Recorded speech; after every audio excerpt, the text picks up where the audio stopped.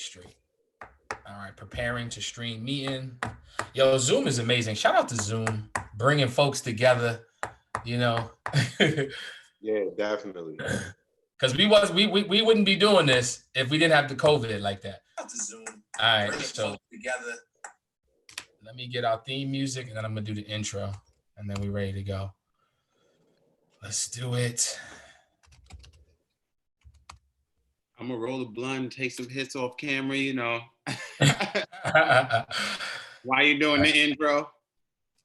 All right, 10 seconds. Loading up. And Without a nope, gassed us. Another ad. It's coming though. I like that's the pump fake. The Jordan pump fake at that. Right? Has he? Here you go. Let's do it. You are now live on YouTube with the Afterthought Podcast with your man Joe Hill. We were here last night for part 1, but tonight we're here for part 2. Introducing your lineup for the panel tonight. At forward, from the Bronx, representing Harlem, my guy wearing the white and red stripes, JP. At forward, representing the Bronx also. He usually has a basketball in his intro. They call him the Matrix, a.k.a. Skinny G. Make some noise for Gray, y'all. And last but not least, my guy from D.C. at forward, representing South Jersey. Make some noise for B. Isley. That's the cheesiest intro, but I think that's what makes it organic. We are live on the Afterthought Podcast. We are on YouTube. I can see y'all. Y'all can see us. Like I said, we were here last night. We had K Smith with us. We got my guy Brian Isley in the building. And before I start, I appreciate you fellas joining in on this. This was a great docuseries, and we're gonna dive right in to episodes 5 through 8. I'm gonna start with you, B. I know you. I'm not sure who you like more, Kobe or Michael Jordan. I'm not sure because we still getting to know. But that was definitely a time when Michael Jordan and Kobe officially met in the All-Star game. For me, I'm gonna say this: as a young cat in the league, I'm gonna go at Jordan. First things first. That's the biggest stage. You got everybody watching. You got people buying tickets coming across from all over just to watch that game. I feel like if I'm Kobe, I gotta go at Jordan because I might not get this other shot with all the stars. So, do you think that was Kobe's mindset going into the game, or you thought he was just trying to pay respect to Jordan? Man, that was Kobe's mindset coming into the league. Like I'm going at everybody, especially Michael Jordan. That was his whole mindset. That was his whole thought process. That was his whole mentality. So yeah, of course, that was his train of thought going into the All-Star game. Definitely. What you think, G? I just want to say that Kobe just wanted to be great from day one, and you could just tell that he was definitely studying Jordan since day one. And when he made it to that level of all right, I'm here, I'm on this high level, and I'm playing against the best on this earth. Mm-hmm. He definitely was gonna bring it. I mean, this guy shot 3 air balls and kept shooting them. That was rough. He was never afraid of trying to be the best player, so that was a big year, that Kevin Garnett alley-oop, that was just welcome Kobe. Welcome Kobe. I agree. What you think, JP?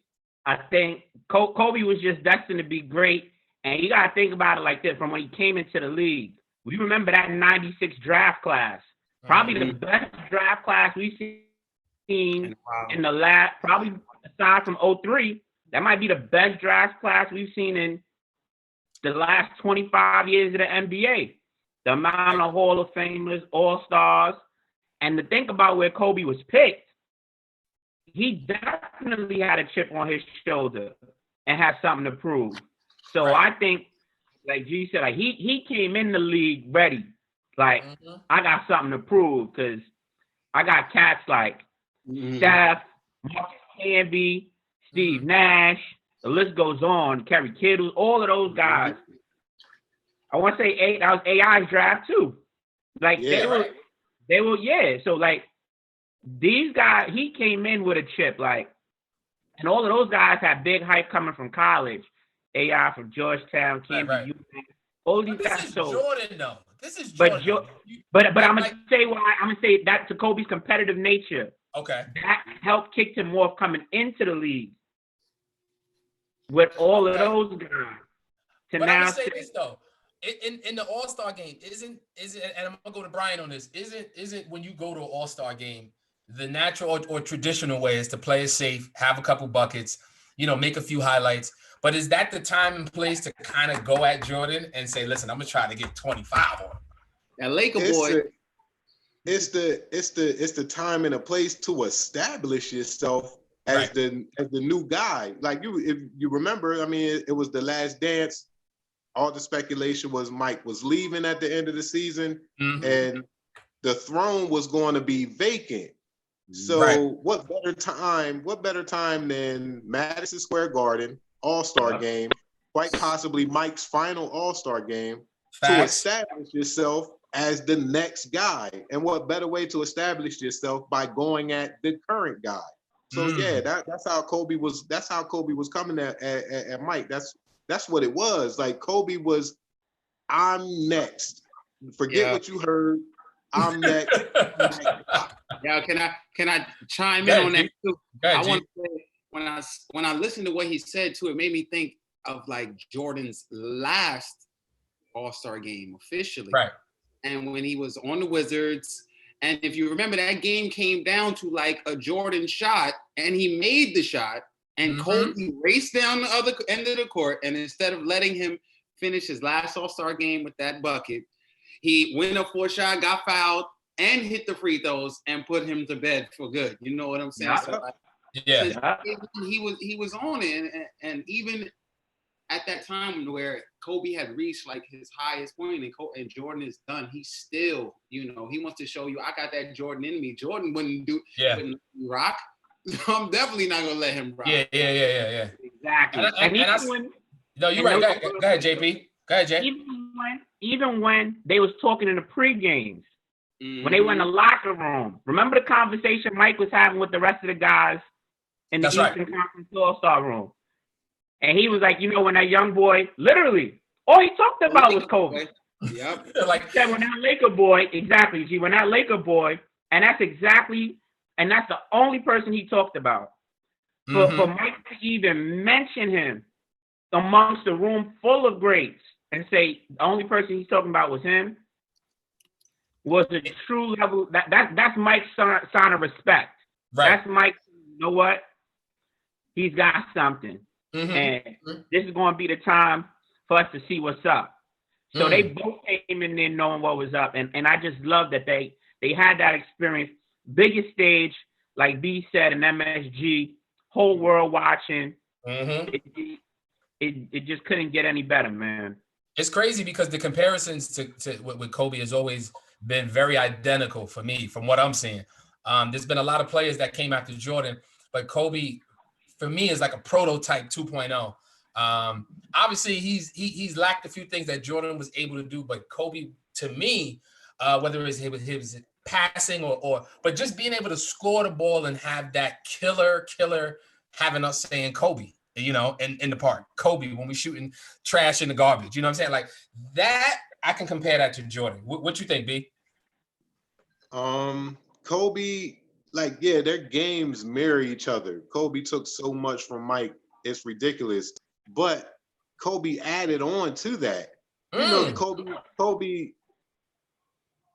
had better handle than Jordan. He used his left hand. He used his left hand a lot more than Jordan did. He had more range on his jump shot. He was deadly from three. Like Kobe hit 12 threes in a game once. It was the all-time record in the NBA at one point until the Splash Brothers just obliterated that. But Kobe, man, but the thing that mirrors the most is, is they both just had that I'm going to rip your throat out mentality. I just don't want to beat you. I want to destroy you. Not a lot of people have that. Mike had that. Kobe had that. They say LeBron lacks that, and that's where they say That's where. Right. Hey, I like how you phrase that. I like how you phrase that. They say. Yeah, because I think it's BS. I don't think it's true. But yeah, you can't deny that, man. When somebody has that kind of mentality, you're not going to beat them. 9 times out of 10, they're going to win just because they hate losing that much. They hate losing more than winning. When you got somebody like that, it's hard to beat them. It's almost impossible to beat them. That's a good point. That determination level, that factor is way much greater, and that you're going against versus just a guy that's just checking up. What you think, JP? I agree with that wholeheartedly. And you know what it made me think about was I remember one time when Kobe came back, or right around the time he came back from the ACL injury, and he before the previous injury, and he was in practice screaming at Mitch Kupchak, like screaming at the players. He was like, "That's all you," like he was going in, and I was like, "Damn!" I remember seeing those clips of Kobe going in with Mitch and his teammates, and literally we saw Mike doing the same thing in practice, like that drive when no one else is looking to say, "Oh, I'm gonna kill you, and you're gonna take this out regardless." Like it's so eerily similar. But the one thing I love about Kobe's game, which I think he took from Mike and then grew on as well, besides the technique, was that I think Kobe defensively, and I think Kobe also orchestrating doesn't get enough credit sometimes. Like I agree. Like Mike did it as well too, but I think Kobe did it to another level, especially when he had that second championship run with Law Odom, with Pau Gasol. You saw all 3 of those guys running offense, facilitating, moving space, and it really just highlighted just Kobe's IQ, his ability to get the best out of his guys, even when he didn't have veterans like he did the first run and a dominant figure back. Like, so I think you just got to see the growth and all the various facets of Kobe at different times, and it was just impressive to see. But it doesn't get there without Mike, of course. Like, and there was also other comparisons too, though. I agree, B, and I'm gonna swing this to you: the Clyde Drexler comparison.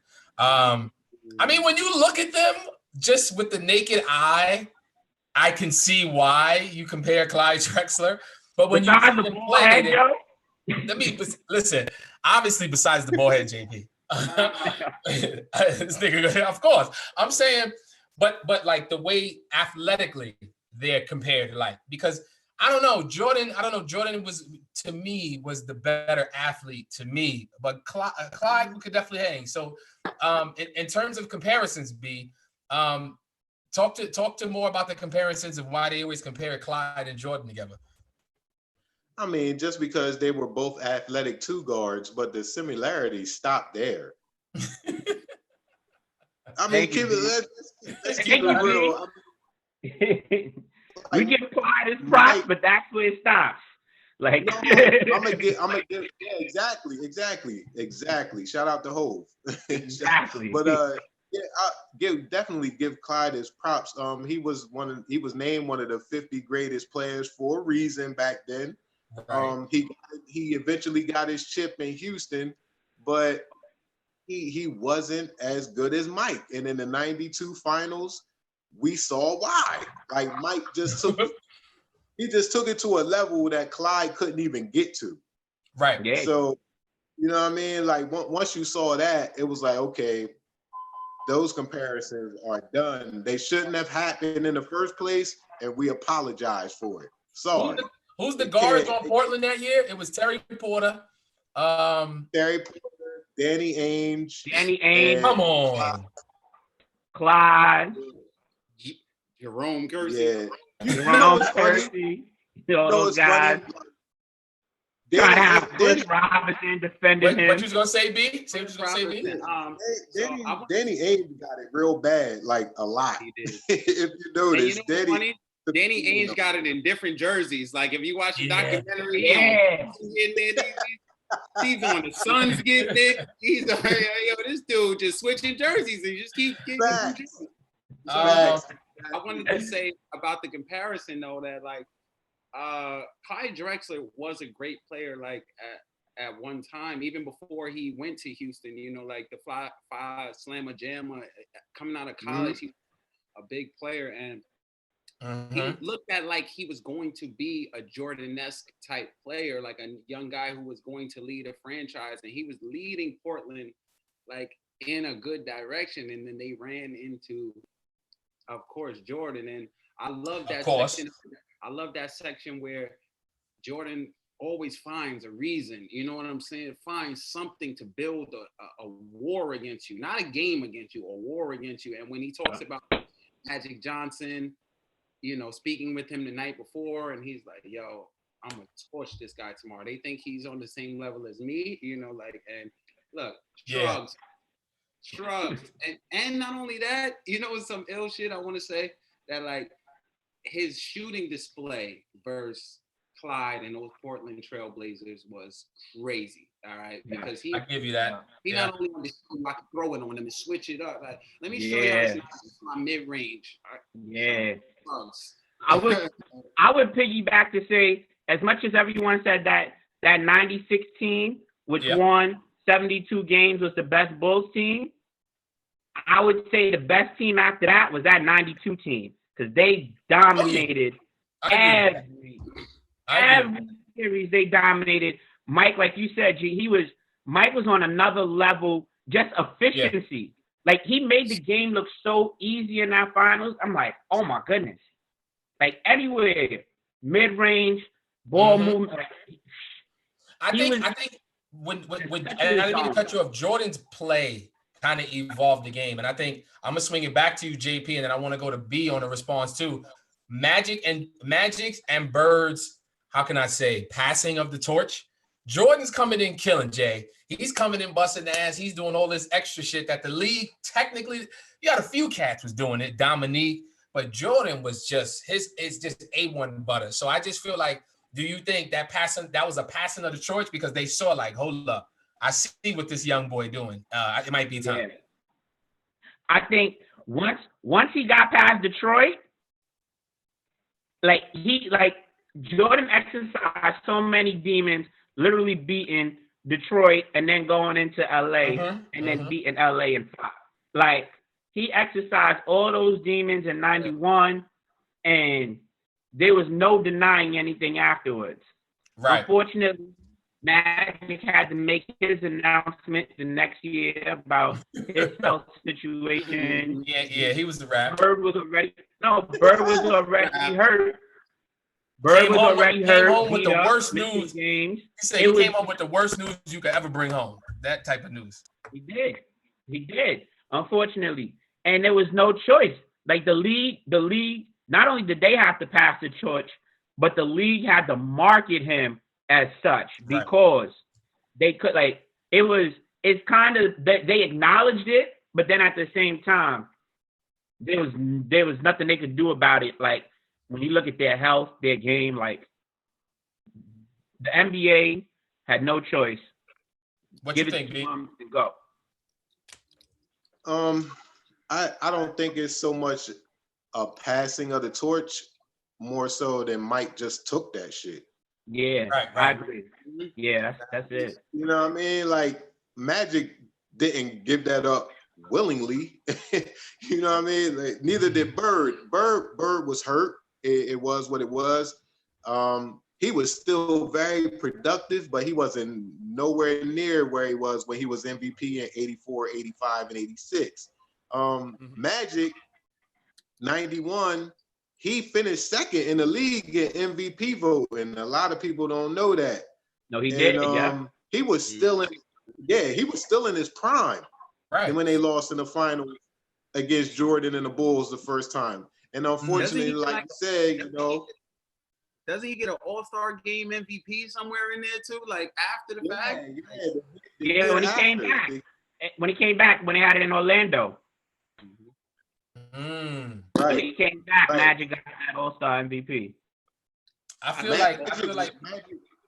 Nah, go ahead, B.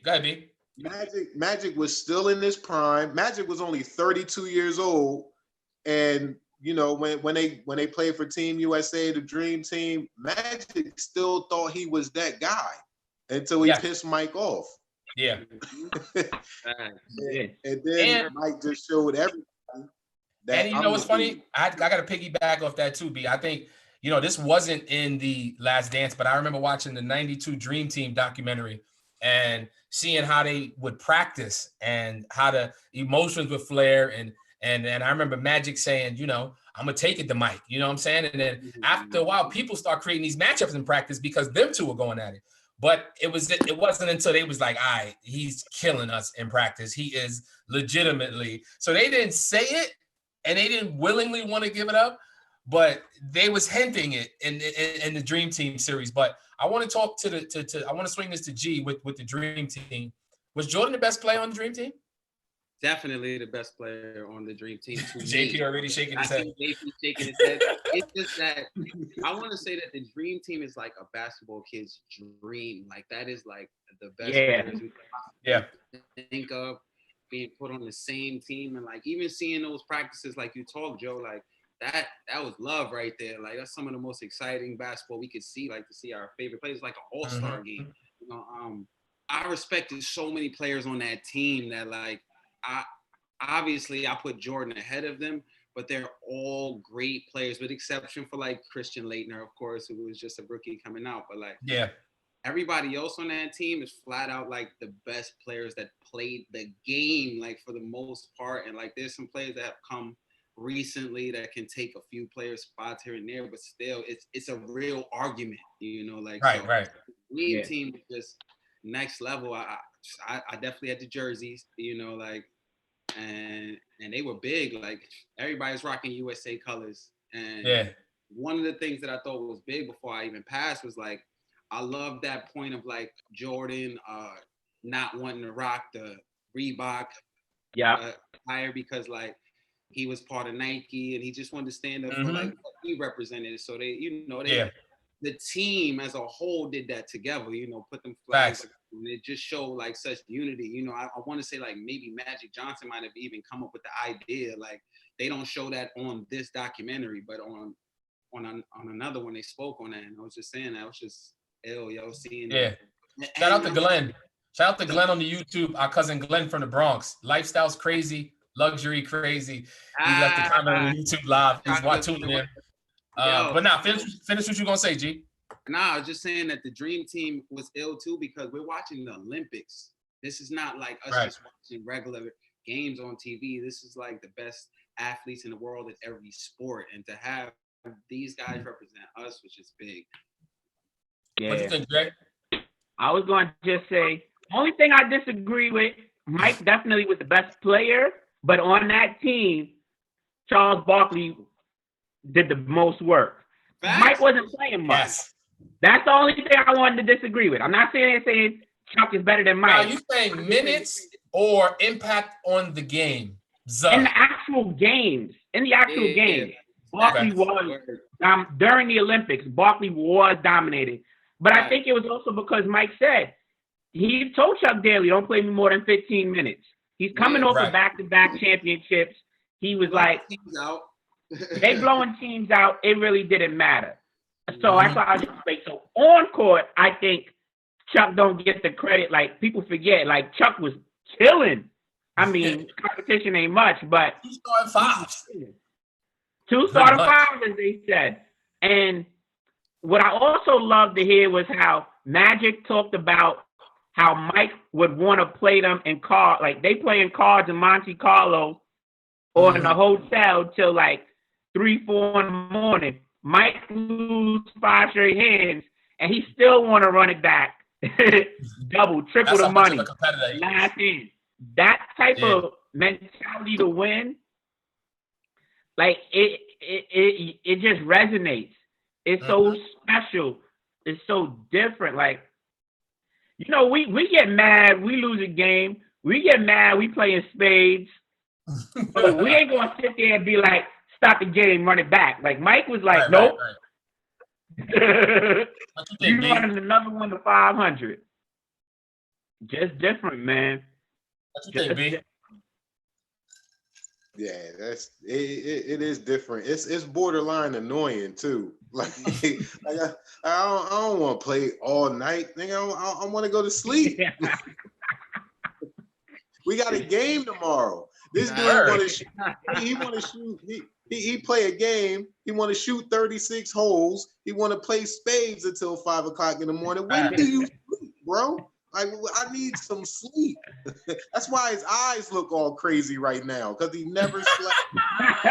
I said he got the Jack Daniel eyes. Those is Jack Daniel, man. Yeah, the Tennessee honey eyes. That's what he got.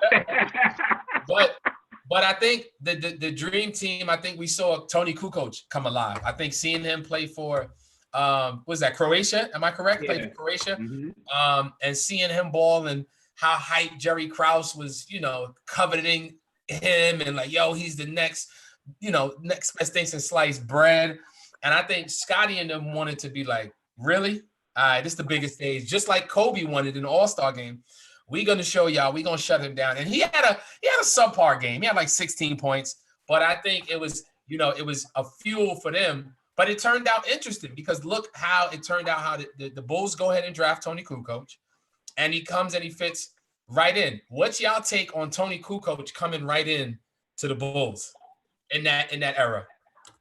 If I don't mind saying this first, remember, Kukoc, he stayed in Europe another year. Uh-huh. Kukoc didn't come until after Mike retired the first go round. So Kukoc's first run was really with Scotty on that 94 team. And Kukoc, I'm not even going front. He said, you know, it was all about the money, but I think it was not just the money. I think he was a little nervous too. And then I think he realized, you know what? I guess now that since Mike's retired, I'm sure Jerry was in his ear like, get your ass over here right now. This is your time. Let's go. So, because he ain't really, because he went, I think a whole year and a half, well, almost 2 seasons by the time Mike came back, of having the ball, being able to do all these different things. And he got a chance to develop without the pressures of having Mike. That's a good point. Him or around him every year. And I think that might have been beneficial to his development for the next run in the latter 3 championships. So just something to consider when we talk about Tony. When he first came in, he was all right. He wasn't killing it. Tony he was tough, bro. No, you said, go ahead, B. Tell him, B. Go ahead, B. He was tough. He's good. And like you said, without Jordan like bullying him and talking crazy to him all season, he really flourished in that offense, because triangle offense is all about continuity and all about winning by committee. So when you take that super alpha out of the equation, they was moving the ball, sharing the ball. Everybody were getting their shots. As a team unit, yes. That's why they won 55 games. They won 55. Right. And they were a bad call away from getting right back to the Eastern Conference Finals. And who knows what could have happened for that. So, and Phil trusted Tony immediately. He was taking game-winning shots. Yo, you know? So, he had multiple game winners. Game winners. Can we speak on the game winner where Scotty gave up? Oh, against the Knicks when he didn't come back out. I want to say this. B, you do stand-up comedy like myself. Have you ever quit like right when it's clutch? Like you ever quit right before you about to headline, or quit right before you about to feature? Not quit like I don't feel like going out the crib, so I'm gonna quit on the night. I'm talking been ready to go. They about to call you and introduce you, and you just be like, I ain't going out there. Have you ever done that in comedy? Hell no. That doesn't even sound. That doesn't even sound right. Right. But that's No, what it sounded like with absolutely not. Scotty. So okay, with Scotty, what do you think that was then? Ego. You know what? Plain and simple. It was straight ego. In the regular season, Scotty said it perfectly. We were winning as a team. I was still the facilitator. I still had the ball in my hand the majority of the time. I was scoring, but I was still that facilitator that I was from the beginning. So his scoring increased, but he was still a facilitator just by nature, just by who he was. I think during the clutch moments, it was cool getting Tony the game-winning shots in the regular season, but when it comes to crunch time in the postseason against the Knicks, oh, I need that shot. So once Phil was like, once Phil was like, we gonna run this set that's won us so many games this year, and it's gonna get Tony a good look. Scotty was like, what the hell? No, I need that shot. Was it a whole move? Yeah, it was in hindsight, especially because Tony made the shot and it made Scotty really look crazy. Look even worse.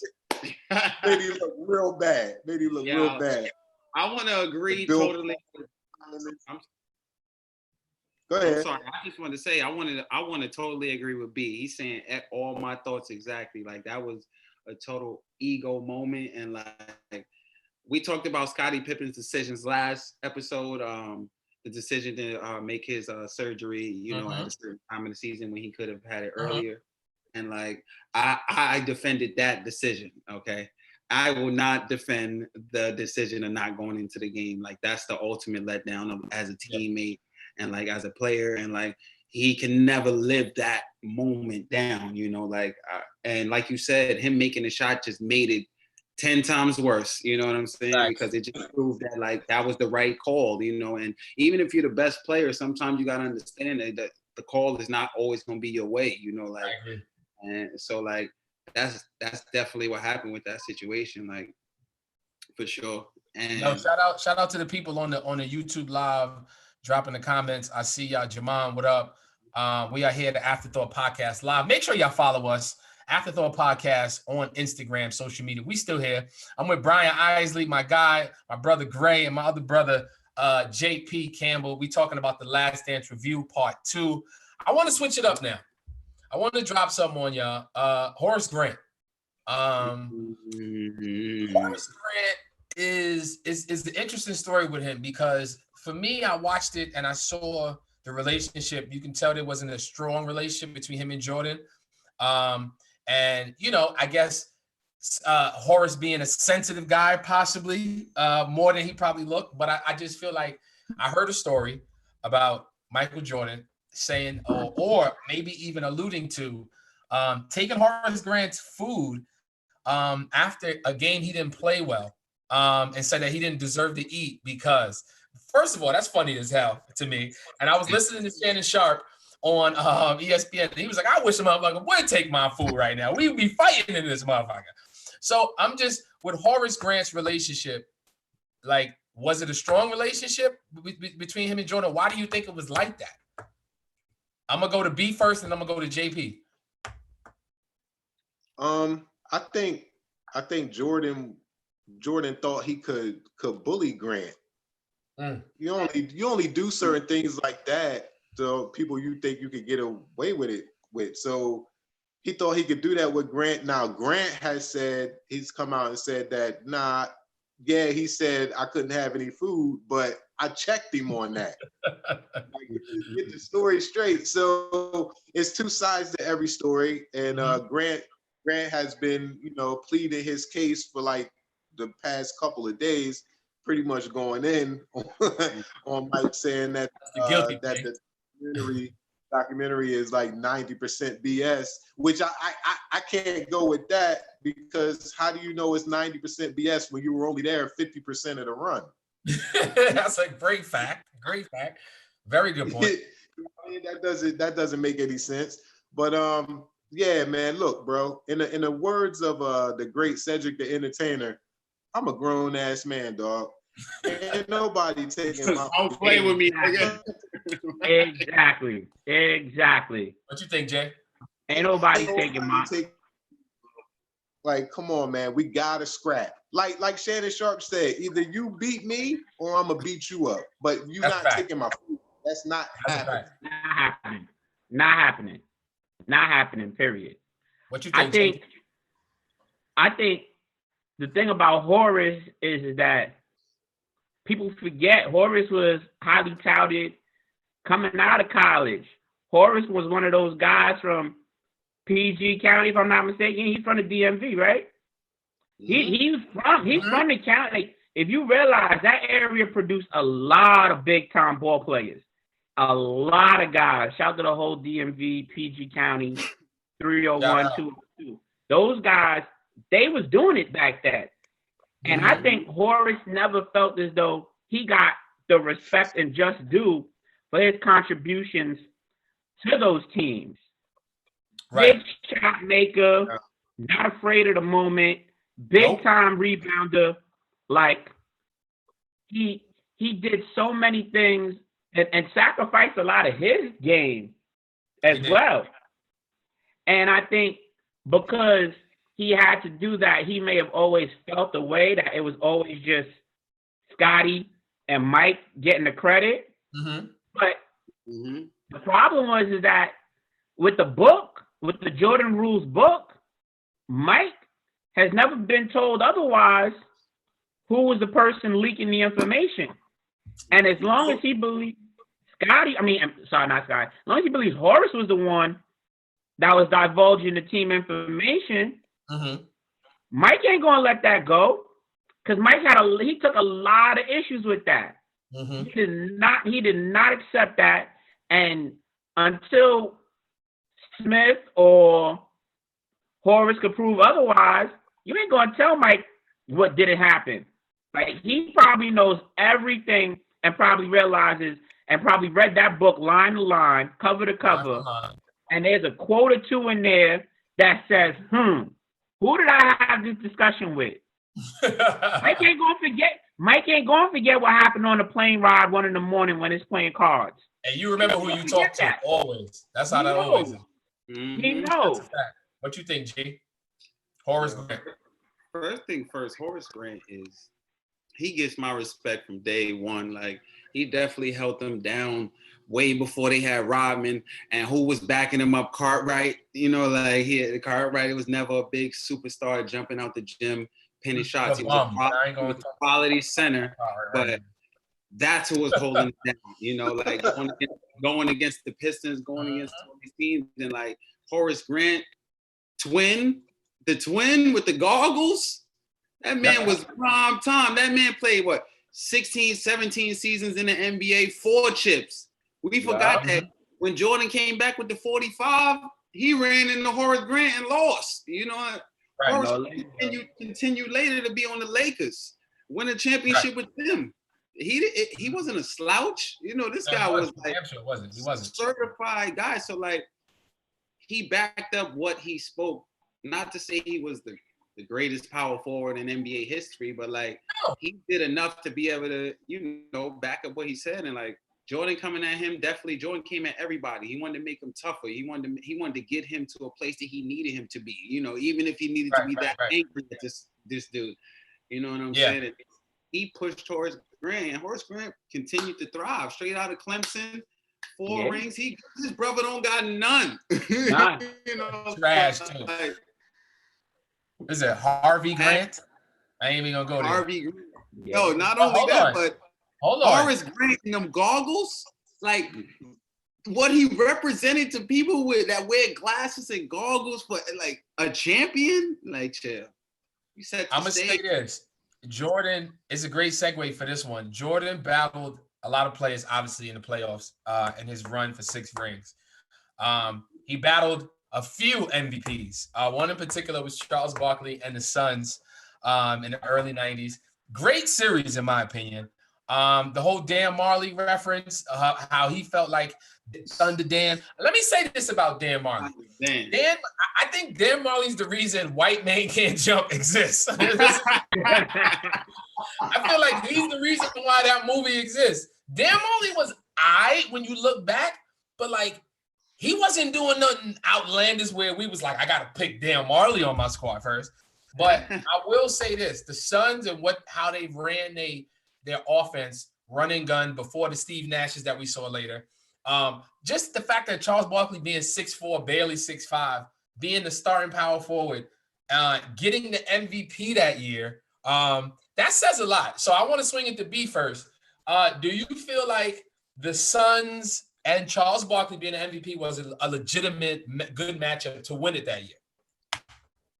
Yeah, I thought they were going to win it that year. I thought it was their time. I thought Charles Barkley was finally going to get one. Not only his regular season run as MVP, that was phenomenal. Like you said, just coming off the Dream Team run where he was the most productive player on the team. It gave him a hell of a lot of confidence going into the season, and he capitalized on that new scene in Phoenix. He had KJ with him. He had Tom Chambers with him. He had Marley. He had Danny Ainge with him. That was a good squad. Yeah, that's a good team, and he finally had that. He never had that in Philly. When he got to Philly, Dr. J was old, Moses was old. It was a wrap in Philly. Yep. So he was the guy, but he really didn't have any help. And it was a struggle in Philly. Once he got to Phoenix, he had a team, and they immediately skyrocketed to the finals. He became the MVP, but that pissed Mike off. And every little thing pissed Mike off. God damn it! Everything. The dude is King Petty. He's the pettiest guy in the world. Like, it's crazy, dog. Like the slightest thing, Mike will make up stuff to make him mad. Yep. Only women do that. That is a fact. I think that is a fact because we've seen that in the documentary. I agree. That is a fact. But Chuck was phenomenal in '93. Unfortunately, man, just like Karl Malone, just like John Stockton, just like Gary Payton and Sean Kemp, they ran into a buzzsaw, man, called the Chicago Bulls. And there's nothing you can do about that. I like the way you put that. JP, I know you've always voiced that year for Barkley. What you thinking? I love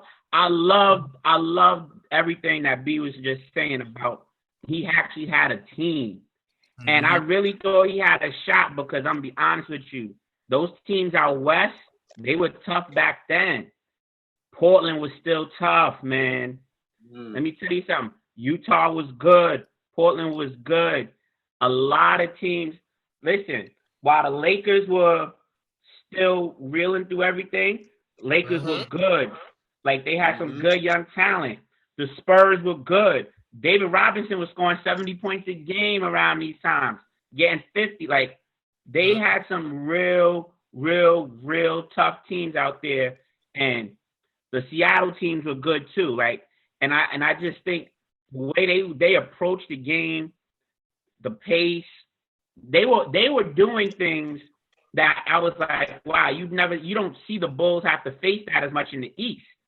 Because with the pacing and the running and the movement, compared to watching them grind it out games with New York, with Detroit, with Indy, and just seeing all the physical nature of it, I thought the Suns had a good shot.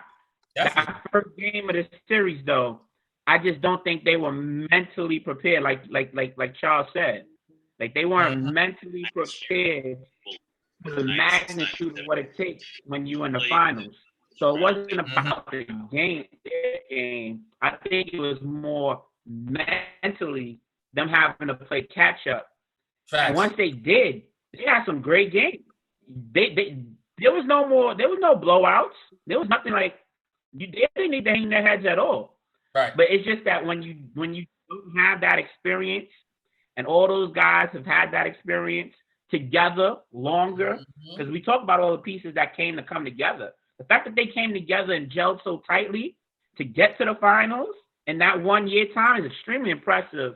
And I think it kind of goes under the radar because usually it takes time for teams to gel, come together. And I thought they had a legit shot, but like you said, what you think, that bus. I know you gonna go on Milwaukee.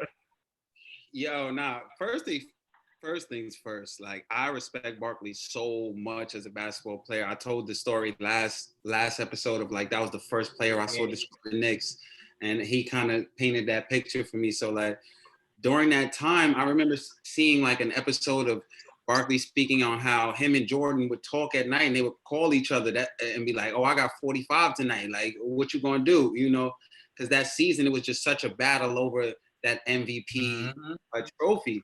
Now, going into those finals, that Phoenix team was like the best Phoenix team I've seen. Like Kevin Johnson, nobody mentioned that. He was Kevin Johnson, you're right. Like, so they really had a big team that was set to give Jordan a good run, but Jordan just turned into Jordan. You know, like he just finished them the way that every other team. Like he was such a killer. Like Charles Barkley said, that was the first time I felt like there was a better basketball player on earth that was better than me. Like, yeah, he did say that. Yep. Charles Barkley admit that. Or like, and you know, Charles Barkley, he don't give a F. Like he ain't gonna back down nobody. You know, so like that was crazy. And that quote from Jordan, where Jordan's just like, "It's game 6. We about to go on the road for 2 games. I'm only packing 1 suit." Yo, because like it's over. I'm putting these boys out their misery. I don't know. Y'all can pack as much as y'all want. I got 1 suit. You know, like yo. I'm bringing 1 pair of shoes. It's over. That was ice cold. That was ice cold right there. Like he. I mean, no, you know what's ice cold? That shot from Paxson was really ice cold though. That was day. Very reminiscent of Steve Kerr's shot, which we're gonna get to later on. Wait, you mean that LeBron like pass? No way. They say. Come on, you know I had to get. I know I had to drop it. I ain't said nothing about LeBron. That's my man. Yeah. Listen. Yeah. John Paxson, and I'm gonna say this. John Paxson was more than just a shooter. John Paxson could put the ball on the floor. Like I talked about in the last episode with B.J. Armstrong not getting enough credit in the early 90s. John Paxson just knew that let me be quiet and let me ball and do what I got to do, and I'm going to be on the floor with Jordan all the time. And I think hitting that shot was key. Now, moving out of that, Scott Burrell. I want to talk about him. I'm going to go to B on this.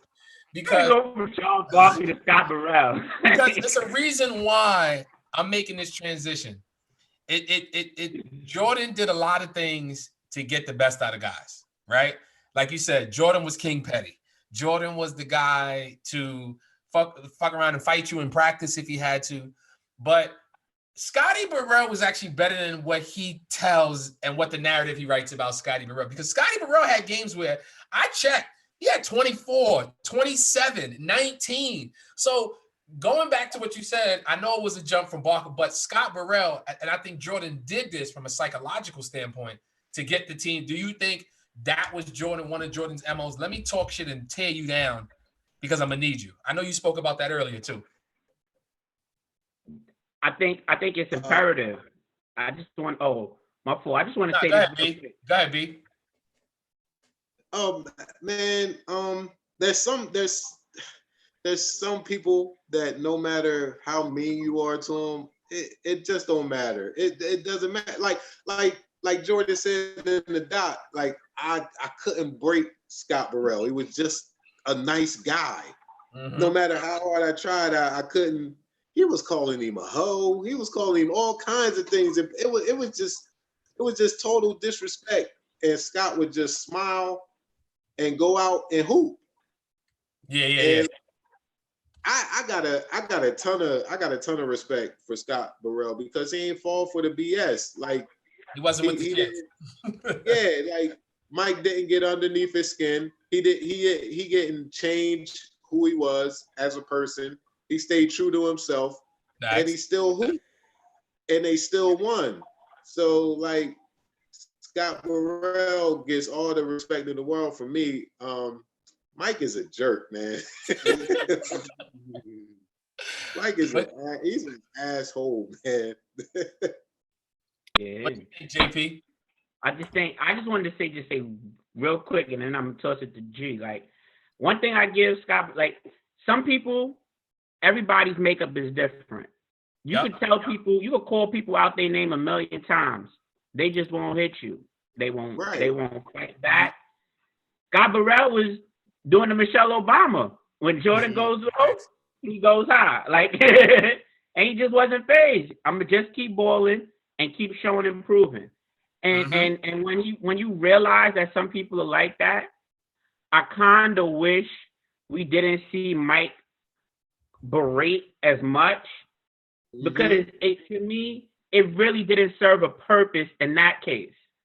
Like, once he saw that wasn't working, I would love to have seen Mike literally working with him, back to the basket, fade, move, all of these, because them down. Really motivation. Exactly, because what motivates everyone is different. Berating people, cursing them out, it doesn't work for everyone. Some people could take it all day and just be like, oh well, I'm gonna still go about my business. Other people, like Horace Grant, they gonna respond differently. That's a fact. So That's a fact. I just think I wish we saw Mike in more of a, I want to say, mentoring. Yes, in a mentor role, G. Perfect word. I'm gonna let you go to that. Like, that's the perfect word. Mentoring, filling him up, just pouring into him more so than constantly berating. I ain't even gonna waste my time talking about no damn Scott Burrell. All right. I will say that I agree with JP though. Like, you know, different things work for different people, and like, he definitely came through, you know, when they needed him, but everybody won't reach that, you know, through being pushed that way. And I agree. I wish that they showed all of the picture with Jordan and his teammates, because we see him talking shit to them. We see him pushing them. We don't see those moments when, you know, he's bigging them up, or he's no, fix your jump shot, or like, you know, so, or yo, next time shoot that. Yes, my man. You know, like when he like that moment where he thanked John Paxson. You know what I'm saying? Like, I wanted to see more of that with all of his teammates. You know, like not only guys that hit the game winners. You know, so I want to talk about Michael Jordan's dad a little bit. We talked about that in the last episode. Definitely a heavy influence. I'm a dad myself, so I know what that means with my son. And I feel like when you Michael Jordan, you got your pops there with you, you know, since day one. You know what I'm saying? Riding through thick and thin. And then the tragic loss, you know, forcing you to retire. Some say it was gambling.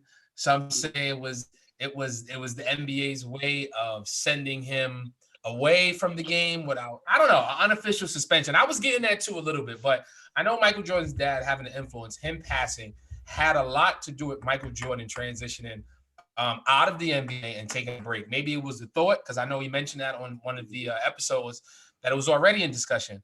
But I'm going to swing it to JP, then I'm going to go to B. Do you feel like you that nice you could take a break type shit? That's why I mean, I don't know what other way to phrase it. You know what I'm saying? You're killing so much. What do you think, Jay? I don't think that was really it, Joe. I can speak from personal experience, having lost my father when I was 27. Like, there's never a right, and someone who helped raise you your whole life, who's in the gym with you. My father, I used to play baseball too before I was playing ball. Like, every day, throwing me pitches, doing different things with me, just talking about life, going to the games, talking about sports all the time, being around, like having that around. It when you have that type of relationship, that was the most human I felt Mike. Like, that's where I really felt like we connected the most. Because when you experience that type of loss, you never really get over it. You just know that every day you have to continue to work to be better and try to find something that's going to really push you or really make you want to feel like I need to be living. Like sometimes when we lose someone, it takes so much out of us. I think Mike really was like, you know what? I've already accomplished everything that they said I couldn't. I already got 3 in a row. Right. Let me really, really, really show and prove that I'm the best athlete in the world. Because we had seen people play football and baseball. We seen Deion do it. We saw Bo Jackson do it. Mm-hmm. We saw Brian Jordan do it. But we never saw an athlete dominate baseball and basketball. And I think that challenge and having lost his father inspired him to say, I really want to do something that's going to blow everybody's mind. And I want to not only honor him, but I want to challenge myself to do something even more and really find a purpose. And that's really what I think Mike was really doing and going through at that time. And it was refreshing to hear him talk about that. Really humanized him. And there's a lot of factors that went into Mike's first retirement. Number one, if you noticed in the documentary, he was already complaining about burnout. Like he was already at his wit's end, and it wasn't just the basketball, it was the celebrity, it was the hangers on, it was people always wanting him from something. It was him having to be confined in a small hotel room just to get some peace and quiet. Like he was already at his wit's end with all of it. He was already done. And the challenge part, they three-peated. Magic never did that. Bird never did that. Isaiah never did that. He felt as though he was the king of the mountain after that. So that's number 2. Number 3, he loved baseball. His dad loved baseball. His father was killed, unfortunately, and that was his dad's dream, was for him to play baseball and live out that dream. He had the resources to do that. So I'm Michael Jordan. Why not try it out and see if I could do it? And he was tired. He was tired of Krause too. Oh yeah, that's another reason he hated Jerry Krause with a passion. And so like to get away from all that, and like you said, like Krause was fawning over Kukoc for like 3 or 4 years. He drafted him in 1990. So talking about him for years before they even won their first championship. He was in love with Tony Kukoc. So it was a lot of factors going into Jordan's first retirement. He wanted to prove that he was better. He was good at baseball as well as basketball, and he wanted a new challenge. And a lot of experts are saying if he had stuck with it and didn't come back to the NBA, he would have made the majors. So he was apparently good at baseball too. I don't know. He had a great start, but he had a couple games I watched, and I was like, "What is he doing out here? What is he had a he had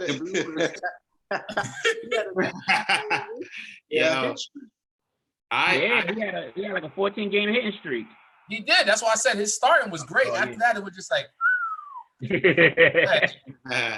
Yeah, I totally agree with these two gentlemen. Like they spoke all of my thoughts into reality. Like with why the privacy wasn't there. Like his stardom was just so at such a massive level that he couldn't do anything. He couldn't go anywhere. And his dad was the closest thing to like home. Like this is the person that knew me before all of this.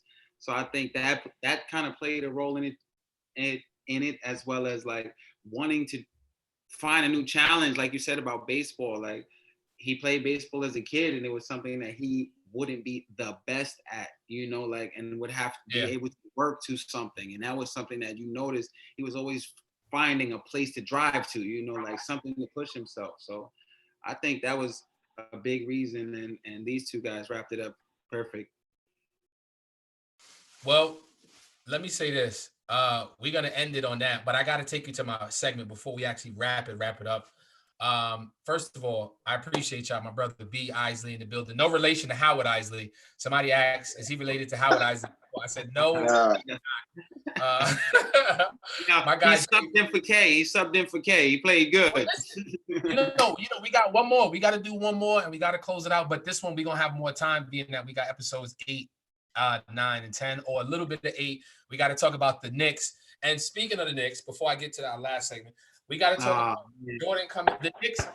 This is the year the Knicks should have won when the Rockets. So I'm gonna bring B back if he's available, and we're gonna get K back. We got to get the whole squad. But I want to ask y'all this. I'm gonna place a time, and you got to give me your number 5.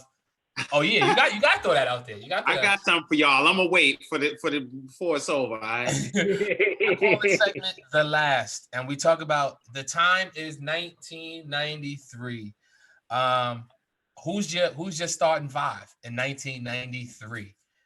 Stop for the year. Oh, Stop for the year. huh? Yeah. Let that simmer for a second. I'm gonna tell you. No, matter of fact, I'm gonna do you one even. Yeah, 93. I got it. I think I got it. Who's your starting 5 in 1993? Who want to go first? I thought you was gonna go first. I'll go first. I'll just go first if you want. Go ahead. You want me to go first? Go ahead, B. Set it off. Okay. B. Man, at point guard, yo, KJ was killing cats in 93. Like trash it. Like KJ put 45 on Kenny Smith one game. Like it was real ugly. Man, you know what? No, I'm gonna go with Tim. Pick, though, but go ahead. I'll go with Tim Hardaway at my point guard. I'll go with Tim Hardaway at my point guard. At the 2, oh, come on, man. You got to go Mike. That's no question. At the 3, I'm gonna go Scotty because he was There you go. He was probably the best two-way wing in the game after Mike. Period. And at the 4, I'm gonna go Barkley. He was the MVP that year. Okay. And at 5, I'm gonna go with rookie Shaq. Oh! Pull the carpet from under. I'm gonna go next. I'm holding on to that one. Hold on. Okay. I'm gonna go next. I'm gonna go to JP, and I'm gonna go to G to close it out on the top 5. Okay. I'm gonna go with Jason Kidd in 19. He's on Phoenix, right? Am I correct? It came out next year, I believe. It came in 94. All right, so you know what? I'm too early with it then. Yeah. I'm too early with it then. I'm gonna go back. I'm gonna go Magic Johnson. Magic Johnson is still in the league, right? 93, no. Yeah. He had the AIDS. He was out of the league. Yeah.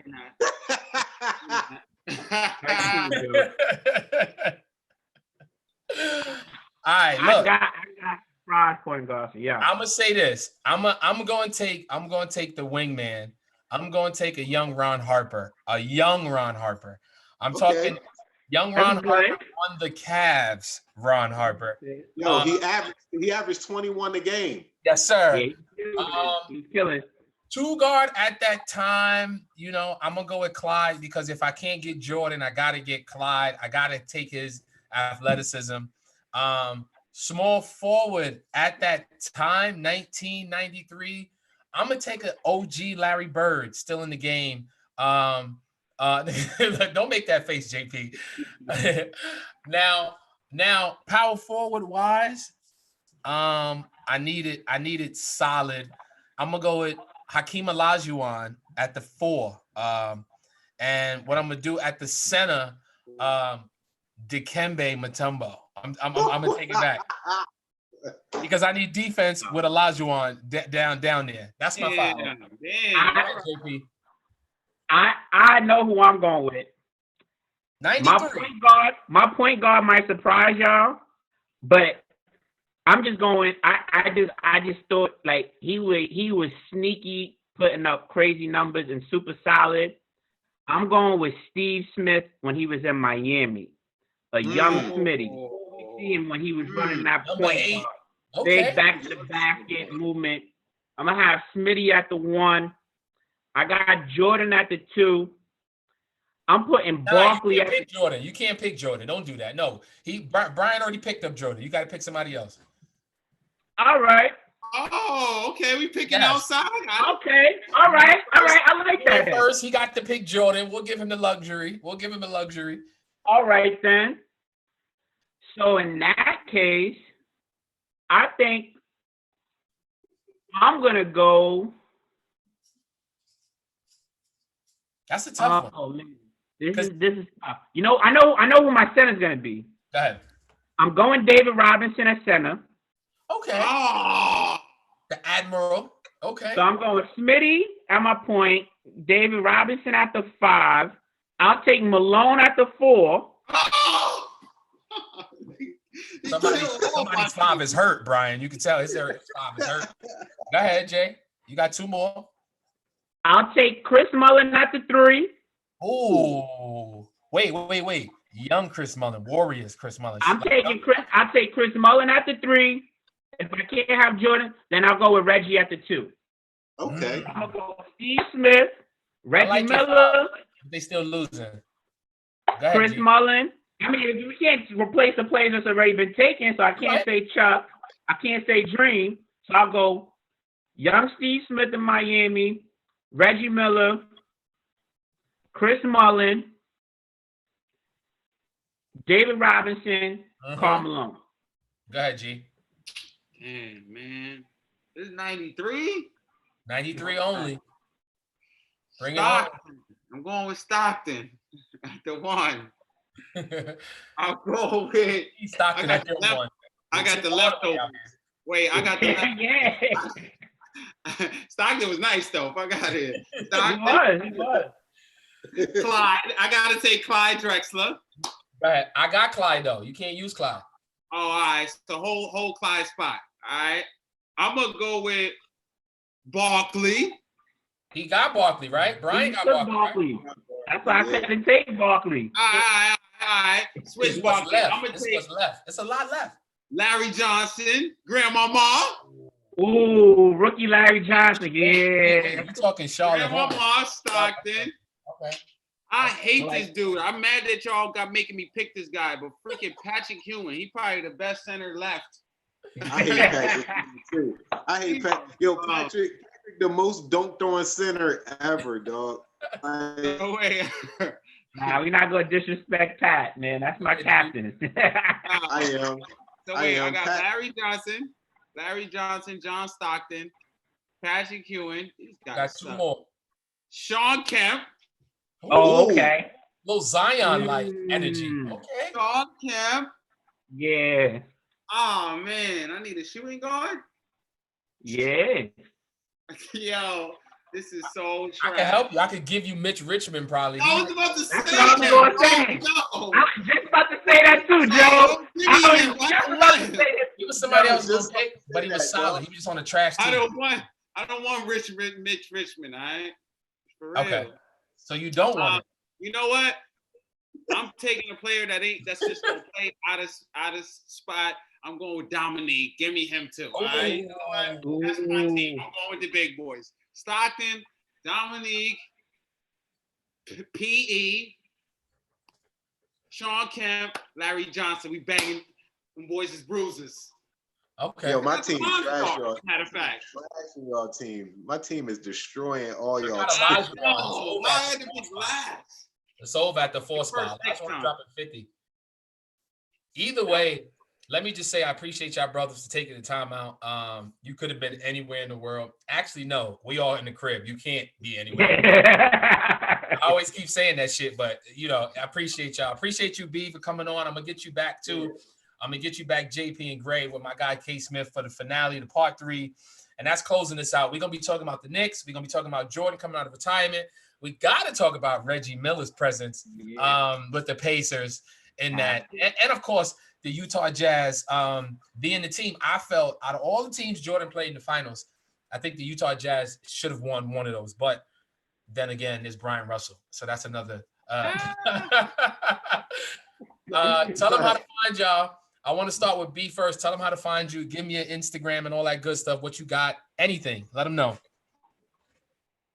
Yeah, man. People can follow me at Brian Isley Live on Twitter. They can follow me at The Brian Isley on Instagram. Search Brian Isley on Facebook and go to BrianIsleyLive.com, man. You can see all my stand-up videos. You can download my 2 albums, Yes, Logo, Laugh or Get Offended, and the Isley album. Logo is at 1 million streams on Pandora, so shout out to everybody streaming that. Yes, appreciate that. Man, yeah, then just that's pretty much it, man. Hopefully COVID-19 will be over soon and you can catch me at a club near you soon.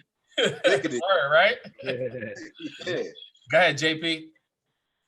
At JPC, the number 2 KLUB on Twitter, on the gram. I think it's the same for Snapchat, even though I don't really use that. But I'm on Twitter, I'm on the gram.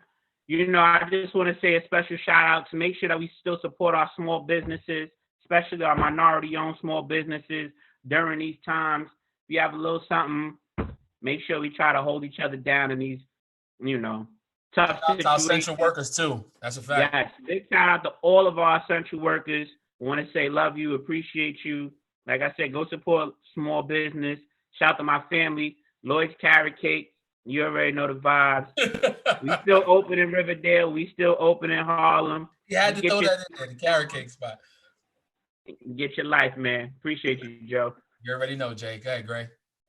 Yeah, I go by the name of Gray. You can find me at Art by Gray, ARTBYGARY on IG.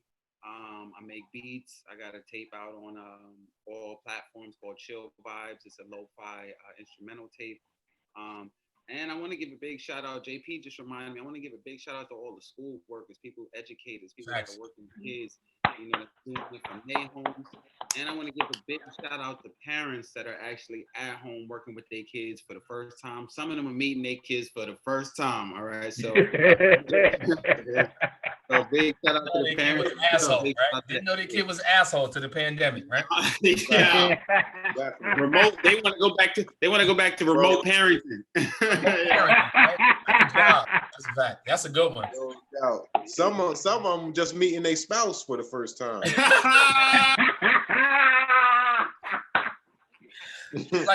You don't know how to cook. What's going on? Like, okay.